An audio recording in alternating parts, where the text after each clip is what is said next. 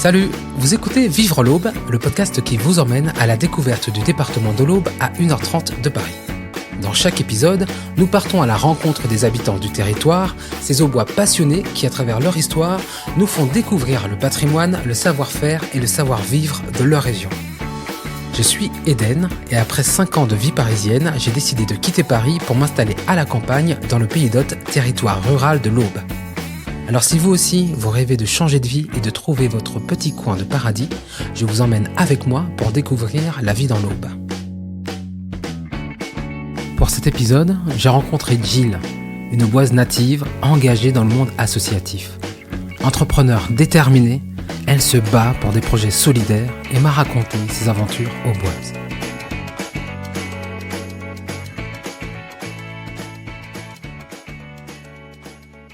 Alors, je m'appelle Jill Teboul. Je suis née 21 rue Turenne à Troyes, donc autant vous dire que je suis auboise et troyenne.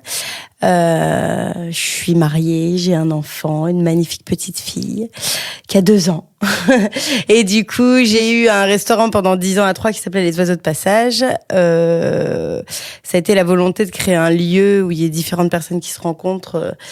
Et j'ai toujours hésité entre la partie associative et entrepreneuriale pour monter les oiseaux. La facilité a fait que je suis allée vers un modèle plus entrepreneurial. Et donc, voilà, finalement, je me suis ancrée sur le territoire, alors que je ne pensais pas y rester. Mais grâce aux oiseaux de passage, j'y suis restée. Alors, avant d'en arriver là, c'est quoi le parcours de Jill ?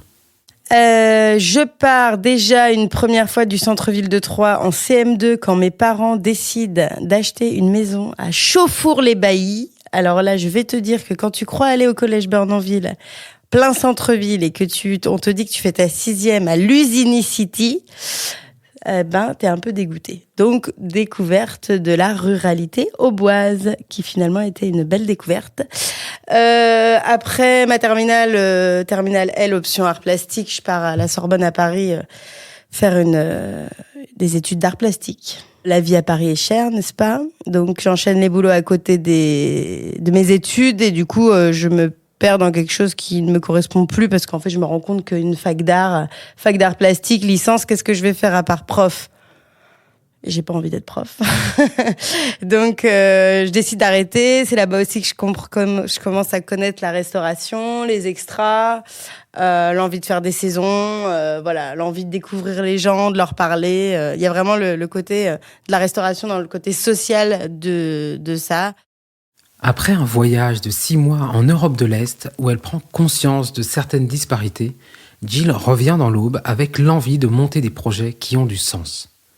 Moi, mon combat de tout le temps, c'est que les gens se rencontrent et se parlent et se comprennent sans se juger, hein, sans vouloir faire trop dans le pathos. C'est quand même mon but ultime, quoi. Je rentre là et puis je sais pas trop quoi faire, donc je fais de la restauration. Je kiffe toujours la restauration. Mais je me dis, bon, j'ai envie de plus grand, tu vois, j'ai envie de plus que ça. Et je décide de me former, parce que bon, je reviens, je suis quand même un peu paumée au niveau études, hein, j'ai même pas ma licence. Voilà, et puis je dis, tiens, je vais faire une formation pour adultes à l'AFPA. Et j'entreprends ma formation de gestionnaire en restauration collective. J'ai beaucoup appris en termes d'hygiène, en termes de gestion, économa, etc. Et puis du coup, naît mon projet je me dis, c'est quoi, j'ai 25 ans, je vais monter mon resto. Et donc, j'ai cette idée au mois de mai et j'ai jamais passé mon examen. Et donc, je suis allée visiter un local en juin et le 13 août, on avait les clés pour que l'aventure des oiseaux de passage commence. Donc là, on est le 13 août 2013. C'est toujours avec la même volonté d'innover que Jill mène ses projets. En 2013, c'est à Troyes qu'elle veut faire bouger les choses, d'où la naissance de son restaurant, Les Oiseaux de Passage, qui dépasse le modèle traditionnel du restaurant pour devenir un lieu hybride avec une forte identité collaborative et solidaire. Les Oiseaux de Passage, vraiment, il y avait l'idée de proposer non pas que de la restauration, mais tous les jeudis soirs une cantine à prix libre, chose qui n'existait pas.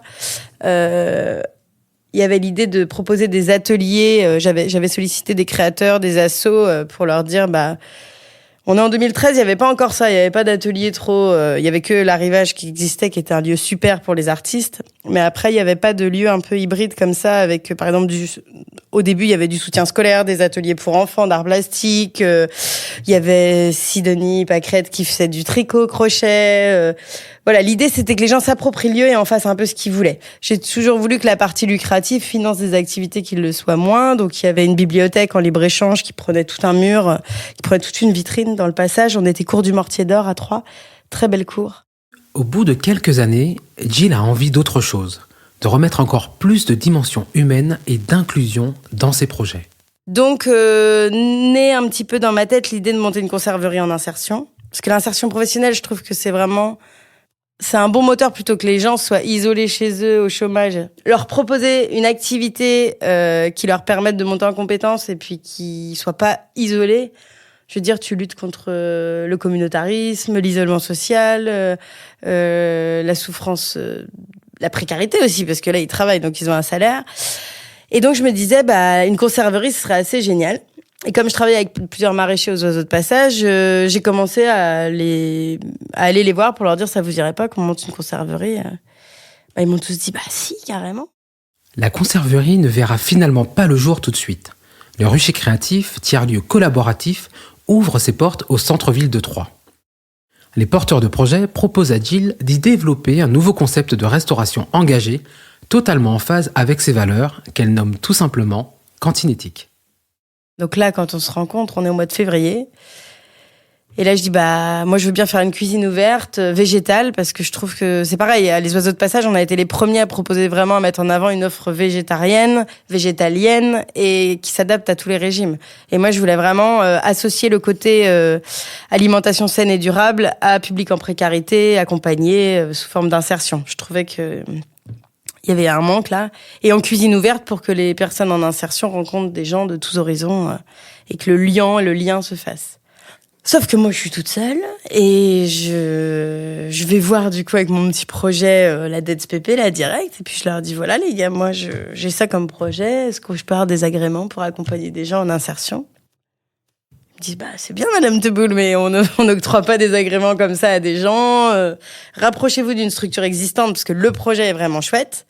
Et ma rencontre de l'année 2018, c'est Laurent Bourg. Laurent Bourg, c'était le directeur du Foyer au Bois. Le Foyer au Bois, c'est une structure de l'économie sociale et solidaire qui récupère, revalorise et met en vente des objets à prix solidaire. Elle accueille et accompagne vers l'autonomie les personnes en situation de précarité ou d'exclusion. Et donc ça s'est fait. On a commencé avec 2 salariés en insertion et on a ouvert en juin 2018. Et aujourd'hui, il y a 6 personnes accompagnées.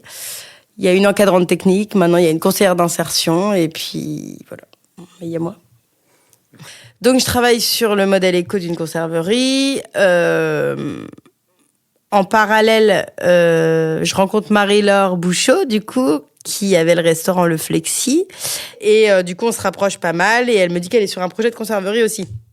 Sauf qu'elle a profité du Covid. Moi, c'était plus sur l'aspect modèle éco que j'ai bossé. Et elle avait bossé sur l'aspect conserveur. Donc, elle s'est formée. Moi, j'avais pas la formation. Donc, du coup, elle devient encadrante technique, puis coordinatrice, et c'est elle la chef de production, en fait. Vous l'avez bien compris, Jill est une personne passionnée, engagée. Mais en dehors de ses multiples projets, son quotidien, ses endroits préférés, c'est quoi? C'est ce que je lui ai demandé. J'aime le terreau associatif, musical des acteurs qui sont ici. En fait, il y a toujours eu un terroir de dingue à ce niveau-là. Il y a un vivier, en fait, des musiciens, des pointures qui sont reconnues nationalement, etc. Donc, quand je ne travaille pas, j'aime aller dans des endroits où il y a de la musique, de la vie, donc des bars. Aujourd'hui, il y a le musée d'art moderne qui est magnifique. J'adore ce musée. En plus, j'ai fait des cours de peinture et d'art plastique quand j'étais petite là-bas et j'adorais.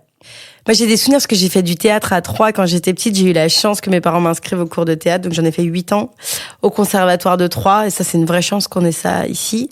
Et j'ai eu l'occasion de danser quand je faisais de la danse petite au Théâtre de la Madeleine, d'y jouer après en théâtre amateur. Puis, je suis ravie en tant que Troyenne de pouvoir aller voir des spectacles sur cette scène conventionnée. parce qu'il y a une programmation de dingue. J'aime me balader, j'aime aller au resto, par exemple au Tutsaki, en passant par le Vauluisant, parce que j'ai l'impression un soir d'été que t'es vraiment en vacances. Et puis t'entends l'accent d'Eva et t'as vraiment l'impression d'être en vacances. Pour resituer, le Vauluisant est un des plus vieux quartiers de Troyes, un dédale de ruelles, pavées, bordé de maisons à pans de bois, qui a notamment servi de décor au film des Trois Mousquetaires. Alors c'est vrai que quand on s'y promène, on se sent presque ailleurs. Dans ce quartier, on retrouve le Tutsaki, un petit restaurant grec tenu par Eva et son mari qui nous font eux aussi voyager. J'aime aller faire un brunch aux oiseaux de passage le dimanche en tant que cliente. Et voir tous ces enfants heureux. J'aime les lieux où il y a de la grosse mixité, des petits aux grands.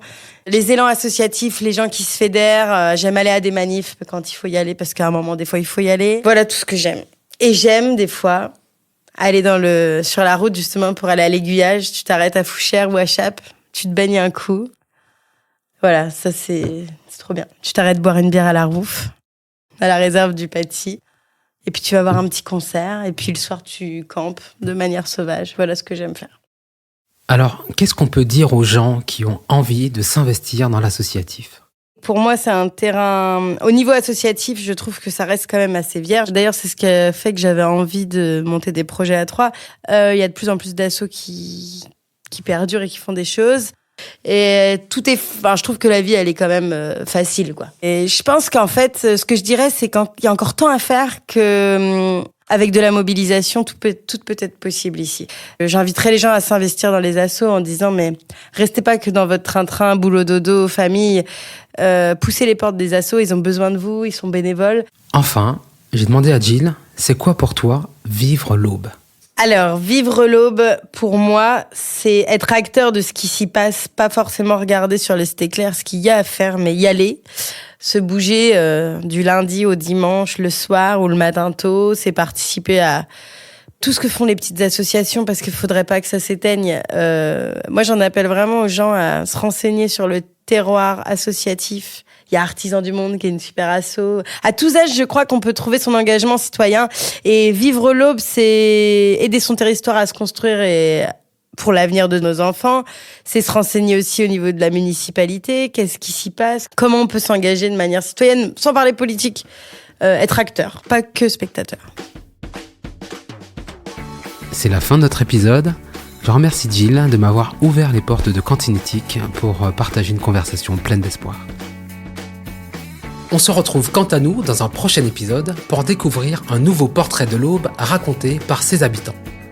Ce podcast vous est proposé par Oser l'Aube, service d'accompagnement des nouveaux habitants porté par Aube en Champagne Attractivité. Pour plus d'infos, rendez-vous sur oserlaube.fr.